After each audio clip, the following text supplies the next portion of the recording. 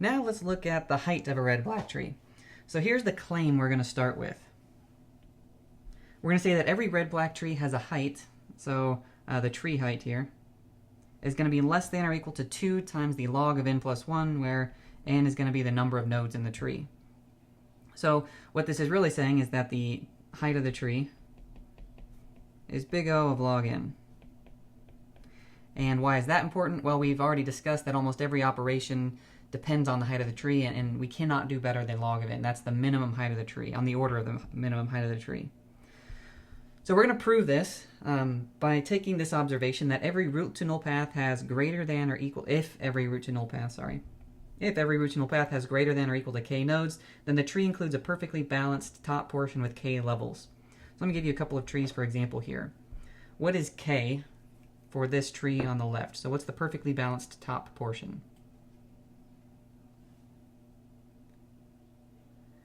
Well, for this one, k is 2.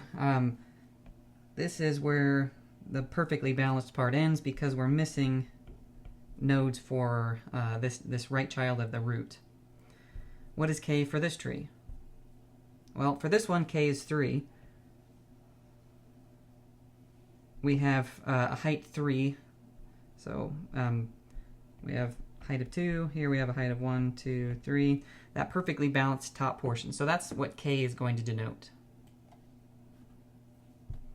So here's what I mean by perfectly balanced top portion. Why is that useful? Well, that kind of gives us a maximum on the number of black nodes that we can have on any path. So if we know we can at most have 2 here, that means we can at most have 2 on any of these other paths that might have more nodes coming off the bottom. And likewise, if we have at most 3 here, we can at most have 3 on these paths that go down further. Alright, well, let's try to figure out an equation for this. What is the minimum number of nodes in a tree based on k? So again, k is the perfectly balanced top portion. We know that we can have more nodes than that. So for example here, k is 2. And we have nodes that come and show up below that. So what is the minimum number of nodes in a tree based on k? And for this, we're going to look for try to come up with an equation. Hopefully you've had a chance to think about this a little bit, but let's step through it. Here, with a single node in the tree, k is equal to 1. What is the minimum number of nodes we have here? Well, with k equals 1, we can only have that root node, so n is equal to 1.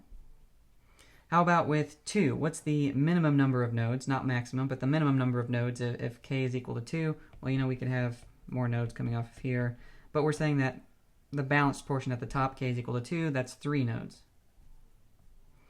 All right, well, what if we add another level to it? Well, we have 1, 2, 3, 4, 5, 6, 7. So 7. And what happens when we add another level? Well, that would be, so we have 7, 8, 9, 10, 11, 12, 13, 14, and 15.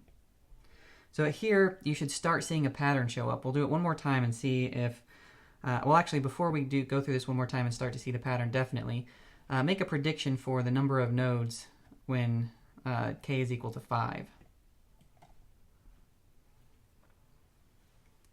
Well, we're currently at 15 when k is equal to 4, so how many can we add to that? 15, so 16, 17, 18, 19, 20, 21, 22, 23, 24, 25, 26, 27, 28, 29, 30, and 31. So what is our pattern here? Well, if you were to take a look at this column, your next prediction here should be that, and for k is equal to 6, we almost doubled the number of nodes, but not quite doubling. So we know that we're going to have sort of 2 to the k in here somewhere, and we're going to have a minus 1. So if you take 2 to the first power, so 2 to the 1, that's 2, minus 1 gives you 1. 2 squared minus 1 is 3. 2 to the third minus 1 is 7. 2 to the fourth is 16, minus 1 is 15. 2 to the fifth is 32, minus 1. So what's 2 to the sixth? That's going to be 64, and we take 1 away from that, and we'll have 63 and the next level of k. So what is our equation? It's going to be 2 to the k minus 1.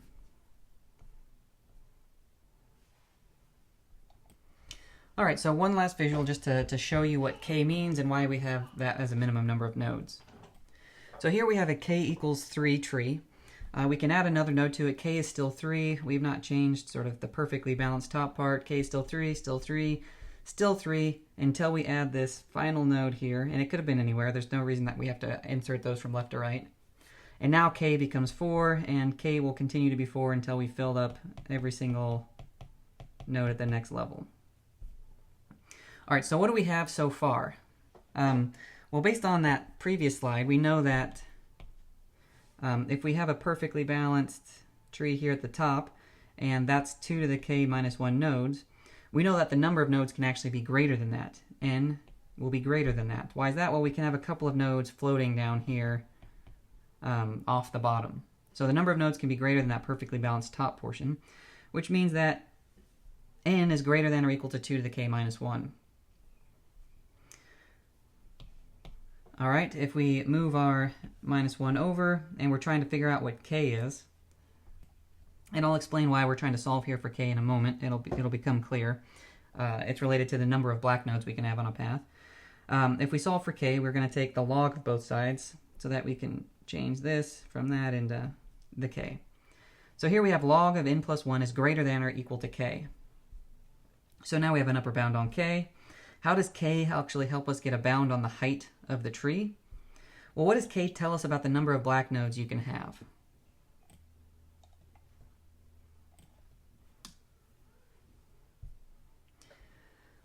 What's the maximum number of black nodes you can have on any root to null path? Well, our observation from before was that if every root to null path has greater than or equal to k nodes, then the tree includes a perfectly balanced top portion with k levels. So if we just color all nodes in that top portion as black nodes, that's the maximum number of black nodes we can have. So why is that the maximum number of black nodes? Well, if we color any of the nodes below that black, we're now going to have more black nodes on that root to null path than we might have on other paths, for example, like the one right next to it. So what that means is that we can have at most k black nodes, which means we have at most log of n plus 1 black nodes on any path. Okay, so we know how many black nodes at most we have on any root to null path. The minimum can be, much less than that, but that's the maximum. How many red nodes can we have on any root to null path?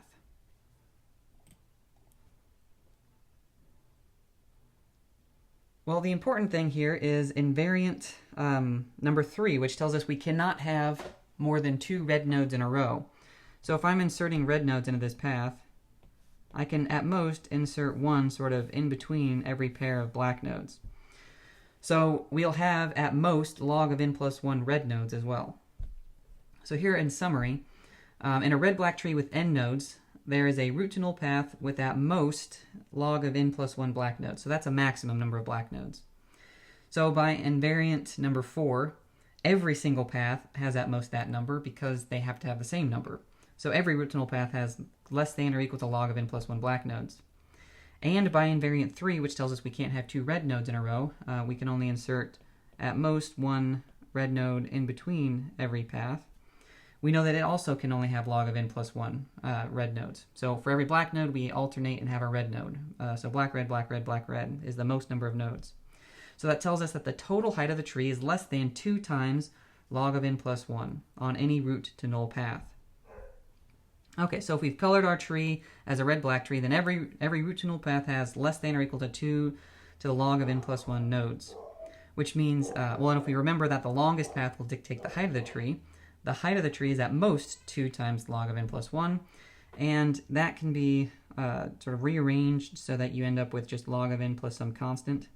There's just an identity for sort of plucking the 1 out of the logarithm, which means that our tree cannot contain a chain of more than sort of 3 nodes in a row. All right, so that means that our height is going to be big O of log n. And again, why is that important? Well, almost every single tree operation is going to take on the order of the height of the tree, which we've just proved can be minimized using these red-black tree invariants. Okay, so before we come back for the next video, it would be a good time to start working on question 2 from the exercise.